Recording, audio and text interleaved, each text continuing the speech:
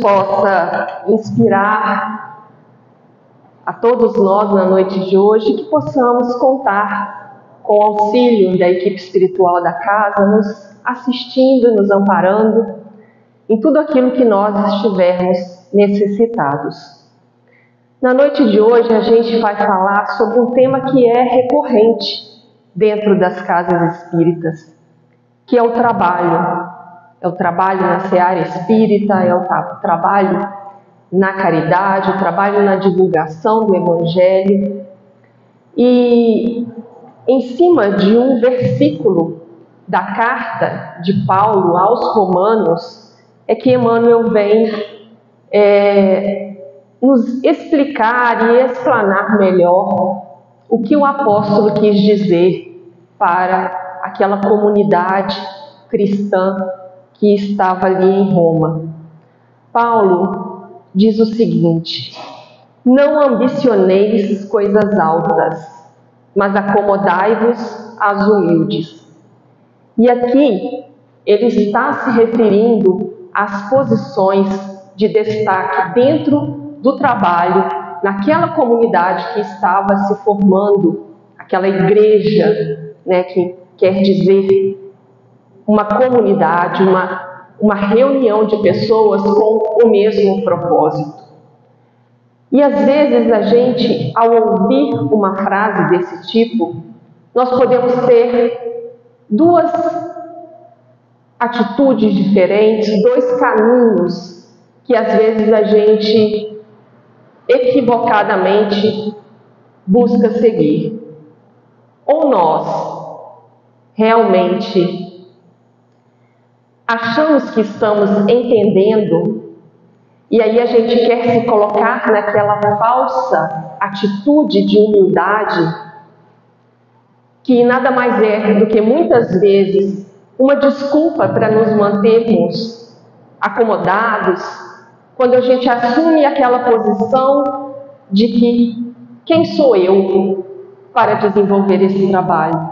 Quem sou eu para fazer isso tão pequenino, tão ainda desprovido de conhecimento, de habilidades? E a gente utiliza isso, essa falsa humildade, para nos mantermos acomodados, nos esquecendo que quando somos convocados ou convidados para uma tarefa, principalmente dentro da casa espírita, é porque nós já nos encontramos a caminho. Podemos ainda não estar prontos, mas estamos com um desejo sincero de caminhar e de conseguirmos a cada dia nos melhorarmos e nos tornarmos mais aptos a desenvolver essas tarefas. Quando Jesus escolhe 12 apóstolos para lhe seguir, ele não escolheu ninguém que já estava pronto. Não havia ninguém perfeito para ocupar aquelas posições. Eles foram, ao longo da caminhada, se aperfeiçoando, buscando conhecimento e buscando entender a proposta do Cristo, que muitas vezes, para eles, também parecia obscura. Então, essa deve ser a nossa busca. Se nós olhamos para nós mesmos e ainda não nos achamos prontos, que estejamos dispostos, que tenhamos boa vontade, porque ao longo da jornada as ferramentas vão chegando, o auxílio vai chegando, as pessoas para contribuírem, porque às vezes a gente esquece que o pouco que a gente pode ofertar nas mãos do Cristo é muito, porque Ele pode multiplicar. O pouco que nós podemos dar para aquele que está recebendo pode ser muitas vezes a única coisa que lhe está chegando. É nisso que nós temos que nos concentrarmos. é manter essa disposição e essa boa vontade de estar sempre pronto para servir, sem buscar os postos mais altos. Mas também, lembrando, e esse é assim, o segundo viés que nós temos, né? O primeiro é a gente se achar sempre incapaz, e o segundo é a gente, por às vezes humildade demais, a gente não querer assumir determinado posto e acabar prejudicando a tarefa. E acabar deixando que aquela tarefa vá chegar nas mãos de alguém menos preparado do que a gente. Então nós temos que ter esse discernimento de não nos acharmos nem incapazes, nem agir com essa humildade ao extremo que pode prejudicar a tarefa. Porque se estamos sendo convocados, algo de bom nós temos a oferecer. Então, que façamos o melhor. Emmanuel, ele vem dizer no texto da noite de hoje que nós não devemos ambicionar as coisas altas, mas que devemos nos acomodar às humildes. Essa é a frase de Paulo. Emmanuel vem trazer que muitos aprendizes do Evangelho almejam, eles buscam as grandes coisas de um dia para o outro. Nós nos esquecemos que as construções levam tempo. O aprendizado, para ser consolidado, ele leva tempo, ele demanda esforço do aprendiz. É suor e lágrima. Quando nós nos dispomos a aprender algo novo, aquilo exige de nós dedicação. Ele continua assim: nós desejamos a coroa da santidade, o poder da cura, a glória do conhecimento superior, as edificações de grande alcance. Entretanto, aspirar, desejar por si só não vai fazer com que a gente atinja o objetivo. Tudo nos círculos da natureza obedece ao espírito de sequência. Nada dá saltos. Então nós temos que ter essa consciência que estamos em processo de aprendizado, de crescimento. E que de um dia para o outro nós não vamos nos tornar seres perfeitos. Nós não podemos querer dar um passo maior do que a perna. Porque um passo a gente até consegue dar. Mas será que nós conseguiríamos percorrer longa distância dando um passo maior que a perna? Nós poderíamos ter uma atitude de bondade, caridade, desapego, entrega, como teve um Chico Xavier durante um dia,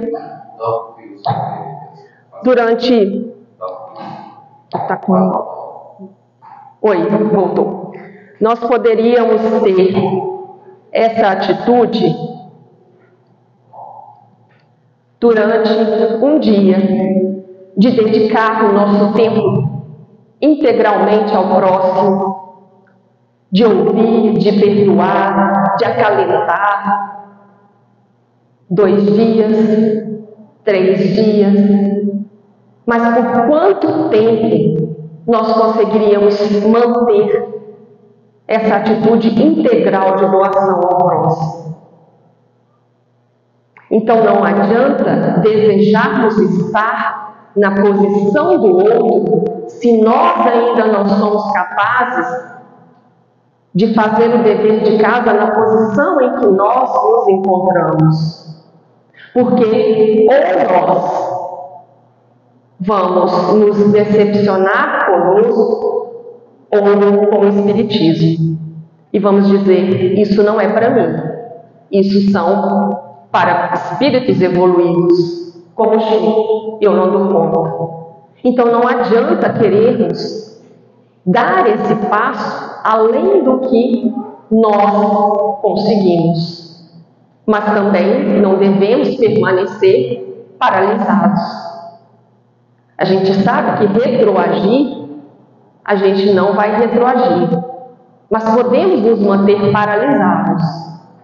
E é isso que nós devemos evitar, tanto o excesso quanto a falta.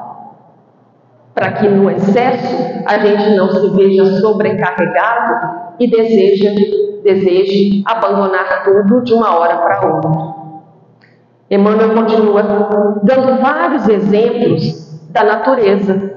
Ele vai dizer que antes da árvore ser um arbusto generoso que fornece os frutos, ela passa por várias fases, de semente a um broto, a uma árvore tenra, até finalmente atingir o estágio de frutificar. Nós temos que ter a consciência de qual estágio nós estamos. Se já nos encontramos amadurecidos, é hora de frutificar. Se estamos tenros ainda, é hora de aproveitarmos o tempo para podermos absorver as energias, o calor do sol, a água, tudo que a natureza nos oferece, para que a gente se prepare para frutificar. E isso é um trabalho individual. Identificar a sua fase é um trabalho de cada um. Não tem como uma outra pessoa definir para a gente se já é hora de frutificar ou não. Ele continua assim: a catarata que move poderosas turbinas é um conjunto de fios de água no nascedouro, nos mostrando a importância da nossa pequena contribuição para o todo, da pequena atividade que a gente desenvolve para a obra do Cristo, para a construção do mundo regenerado. Cada um tem um papel. E cada um desenvolve da maneira e aonde precisa estar e precisa se desenvolver. O que recebe as pessoas na porta é tão importante quanto o médium, quanto o expositor, quanto o dirigente. Porque todos os trabalhos são importantes, têm valor, tem utilidade. Emmanuel continua: imponente é um projeto para a construção de uma casa nobre. No entanto, é indispensável o serviço da picareta e da pá, do tijolo e da pedra, para que a arte e o reconforto se exprimam. Exatamente isso que acabamos de dizer. As contribuições são diversas, porque cada um tem um dom, um talento que lhe foi colocado. Porque para cada existência houve uma programação diversa da do outro. Então não adianta desejarmos a posição do outro e deixarmos de fazer aquilo que nos compete. Por mais árdua e simples a nossa obrigação, atendemo-la com amor. Abracemos os deveres humildes com devoção ao nosso ideal de progresso e triunfo. Ele finaliza assim: a palavra de Paulo é sábia e justa, porque escalando com firmeza as faixas inferiores do monte, quando a gente começa essa escalada, ainda lá no pezinho da montanha, com facilidade conquistamos o topo, o alto. E aceitando de boa vontade as tarefas pequeninas, as grandes tarefas virão espontaneamente ao nosso encontro. E isso é uma questão importantíssima, que foi tratada várias vezes por Jesus e está destacado nos 4 evangelhos.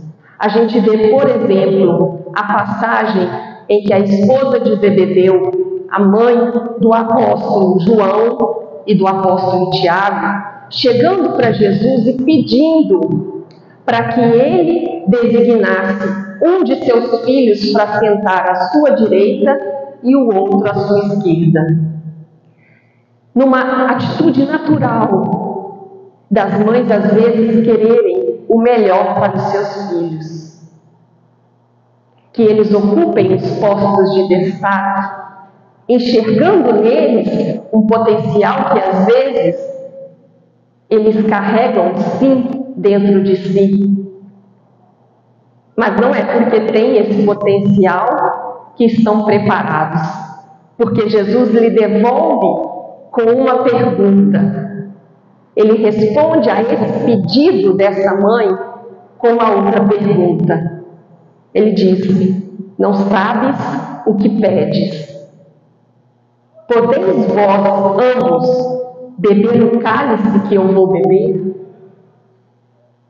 Esse é um dos primeiros ensinamentos que ele traz para esse nosso desejo de, às vezes, estarmos num local que não nos compete, querendo uma posição de destaque que nós ainda não estamos preparados para suportar a carga, o dever, a responsabilidade que aquela posição nos impõe. Não é só desejar, é estar pronto, preparado para assumir as responsabilidades, que são muitas. Principalmente a responsabilidade com a sua melhora interior. Não é sempre, por causa da tarefa, a tarefa está bem feita, a tarefa está atingindo um número excepcional de pessoas, beneficiando, que nós estamos tendo o aproveitamento. Porque se isso não for feito por amor, por consciência de um dever maior, de nada vai estar adiantando para o nosso progresso. Vai sim estar beneficiando, vai estar gerando progresso para os outros, melhores condições, mas aqui eu estou me referindo à nossa conquista espiritual. Se aquela atividade não for desenvolvida com amor, e isso não é só uma atividade dentro da casa espírita, é o nosso trabalho, é a nossa convivência no lar, principalmente, porque esse é o nosso primeiro local de trabalho, o nosso primeiro templo e a nossa primeira oficina, que a gente deve, com todo o amor e todo o respeito, cuidar. A nossa família. Não adianta desejarmos passar 24 horas no serviço para o próximo, se aquele próximo mais próximo de nós está sendo negligenciado. Então, primeiro o nosso lar, a nossa casa, depois as atividades para aqueles outros que estão mais afastados de nós. Então, continuando essa passagem, João e Tiago respondem para Jesus que eles podem sim beber do cálice que Jesus iria beber. Passar por todas as dificuldades, por todas as provações. E a gente vê que, de fato, eles passam por tudo isso. João foi banido da sua terra, Mais tarde, ele foi exilado em uma ilha para se afastar ali daquelas comunidades cristãs em que ele desenvolvia o seu trabalho. Tiago, como todos os outros, foi assassinado e ali passaram por muitas dificuldades. E isso Jesus já tinha avisado, porque ele replica a esse pedido da mãe dos apóstolos assim: é certo que bebereis o cálice que eu vou beber, mas pelo que diz respeito a vos sentardes à minha direita ou à minha esquerda, não me cabe a mim conceder. Isso será para aqueles a quem o meu Pai o tem preparado. Então não adianta desejarmos, porque o Pai já sabe, Ele nos conhece e Ele sabe perfeitamente onde nós nos encaixamos nesse quebra-cabeça gigante, no meio de todas as suas criaturas. Ele sabe qual é o melhor lugar para nós. Ele sabe qual é a nossa capacidade e, principalmente, Ele nos conhece ao ponto de saber o nosso potencial.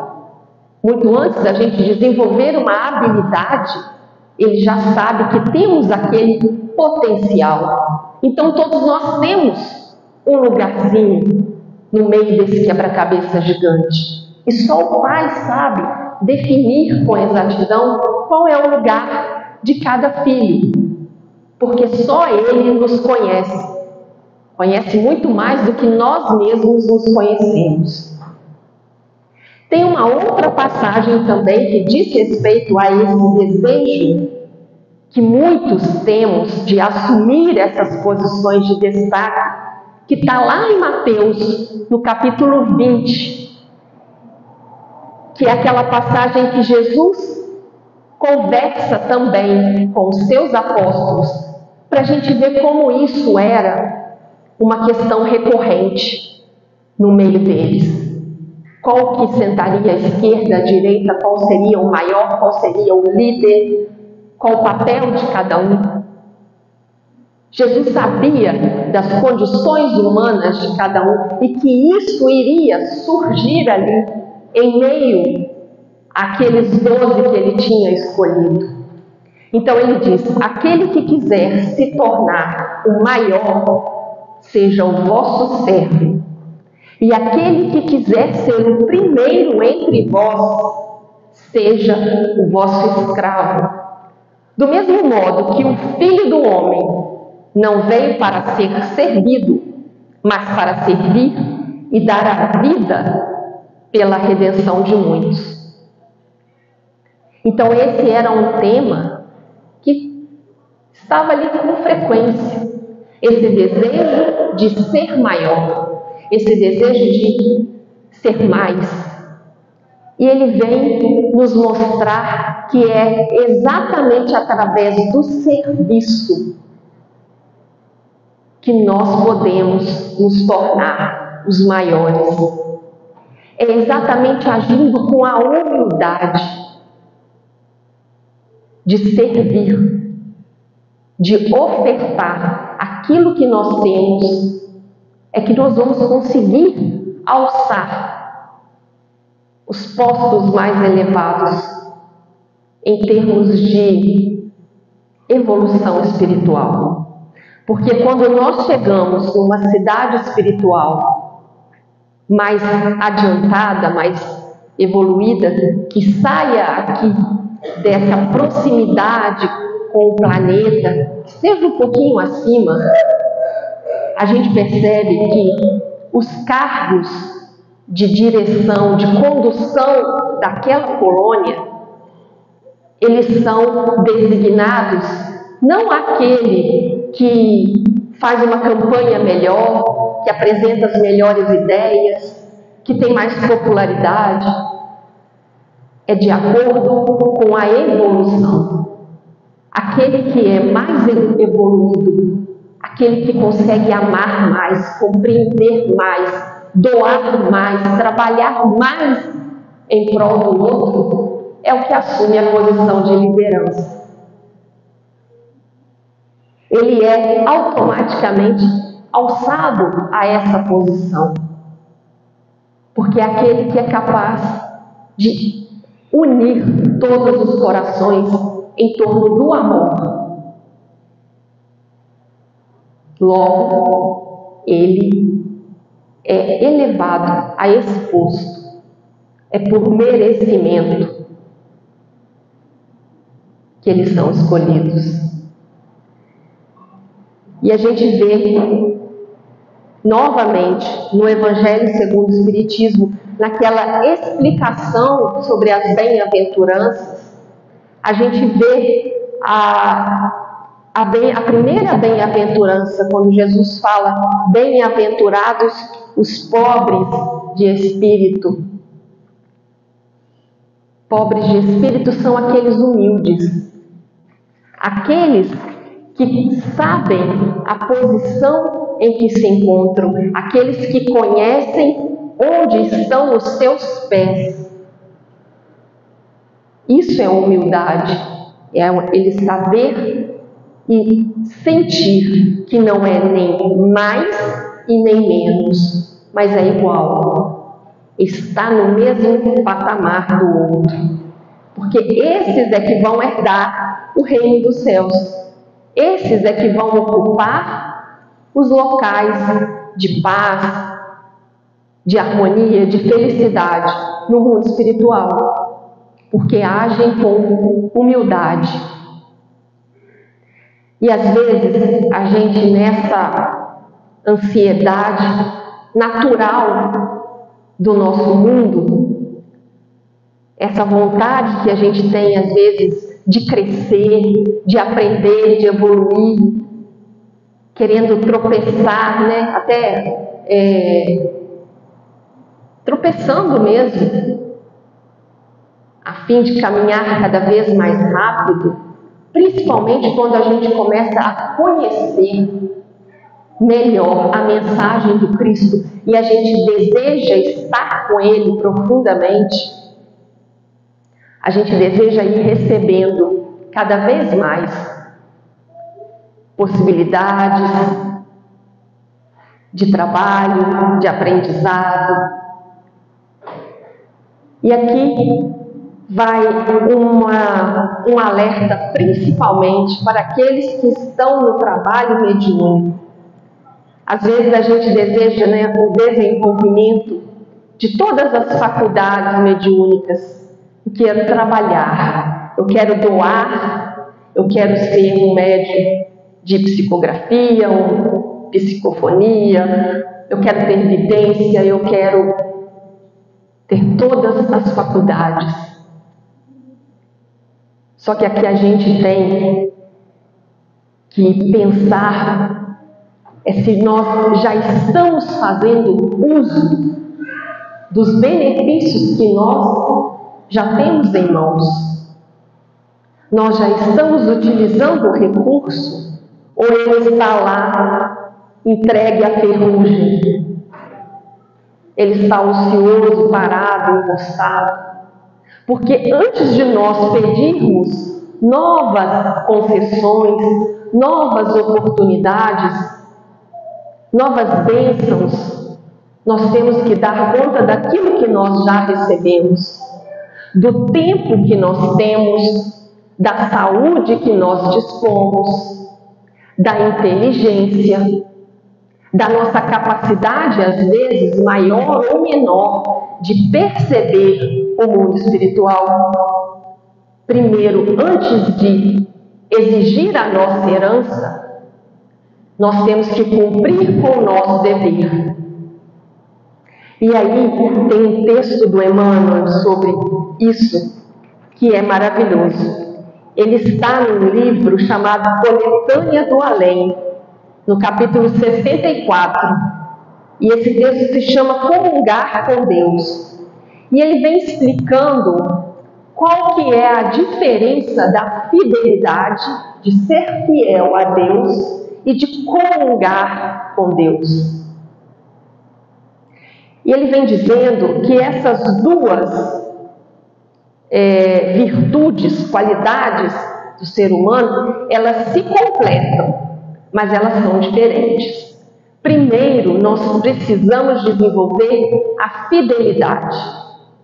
O que é essa fidelidade? É aquilo que vem antes da comunhão verdadeira. Quando a gente vê, em meio a todas as dificuldades, tem um personagem no Antigo Testamento chamado Jó, que ele passa por todas as dificuldades, mas ele se mantém fiel a Deus. Ele se mantém ali naquela atitude de respeito, atitude de compreensão da vontade divina e de resignação. Isso é ser fiel. Mas comungar com Deus é algo mais profundo. É algo que só Cristo, aqui no planeta Terra, foi capaz de fazer. É um contato, é onde você sente Deus e você age de acordo com a vontade dele. Isso é comungar. E Emmanuel vai dizer nesse texto que a fidelidade, ela vem antes da comunhão verdadeira, com toda a fonte de sabedoria e de misericórdia. Aos que se mostram leais no corpo, é concedido muito das grandes tarefas. Então, que a gente saiba primeiro manter a lealdade, a fidelidade nos poucos recursos que às vezes por hora nós temos. Mas é a partir daí, desse sentimento de fidelidade, de lealdade, que as grandes coisas virão. Então ele fala que a fidelidade é a compreensão do dever e que a comunhão com Deus é a aquisição de direitos sagrados. Cristo já está no patamar de ter direitos sagrados e nós ainda de executar bem os nossos deveres. Não há direitos sem deveres e não há comunhão sem fidelidade. E para a gente encerrar, eu queria trazer para a gente refletir aquela parábola dos 2 filhos, porque nós certamente estamos na posição de um ou de outro. O filho mais novo, ele exige a herança antes de cumprir o dever, antes de estar ali ao lado do pai, trabalhando, aprendendo a valorizar, aprendendo a respeitar o patrimônio divino. E o pai, como um bom educador, ele concede ao filho mais novo o direito da herança, mesmo sem ele ter cumprido com os deveres. E o que acontece com o filho mais novo? Ele sai pelo mundo, desperdiça toda a herança e volta em condições terríveis, num sofrimento gigantesco.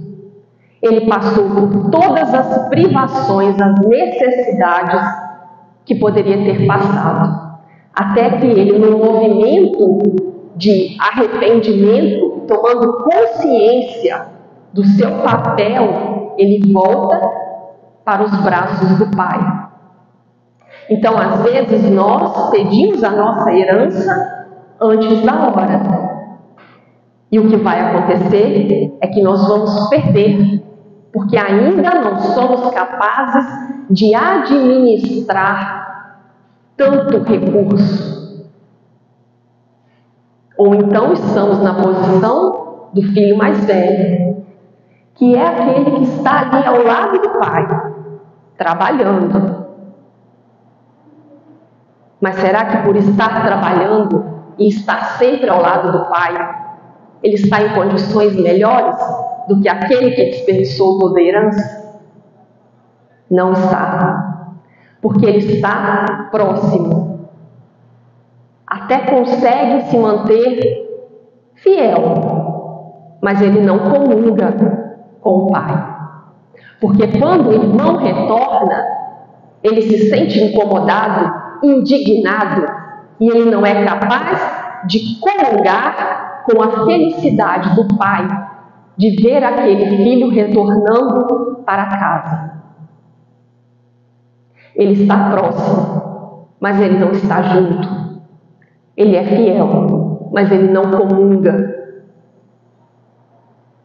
É importante atentar para esse desejo que ele teve, essa cobrança que ele fez ao pai, o filho mais velho. Ele cobra, ele diz ao pai que nunca me deste um carneiro para comemorar com os meus amigos. Ele não queria comemorar com o pai e com o irmão. Ele queria comemorar com os outros, os estranhos, os amigos. E é isso que às vezes nós passamos uma vida inteira para entender. Estamos na tarefa, estamos desempenhando aquele dever, mas não estamos comungando com Deus, porque não sentimos Deus, porque não sentimos parte integrante daquela família, merecedor de compartilhar daquela felicidade. Então, toda vez que nós tivermos a oportunidade de começar uma nova tarefa, seja na nossa casa, cuidando de alguém, esclarecendo alguém, educando, exemplificando, que a gente coloque sempre em primeiro lugar o amor e a misericórdia, porque aí sim nós estaremos no caminho certo para comungar com Deus, porque aquilo vai estar brotando do coração, e é o coração que precisa ser trabalhado. Nós podemos ter todas as atividades possíveis, dedicar 24 horas do nosso dia para o próximo, mas nós precisamos dedicar o nosso coração a Deus, ao entendimento e ao trabalho de aperfeiçoamento. Que o Mestre Jesus possa nos auxiliar nessa caminhada, estando ao nosso lado, mas que acima de tudo nós estejamos ao lado dele, prontos para servir sempre e em qualquer lugar. Que Jesus nos abençoe, uma ótima noite a todos.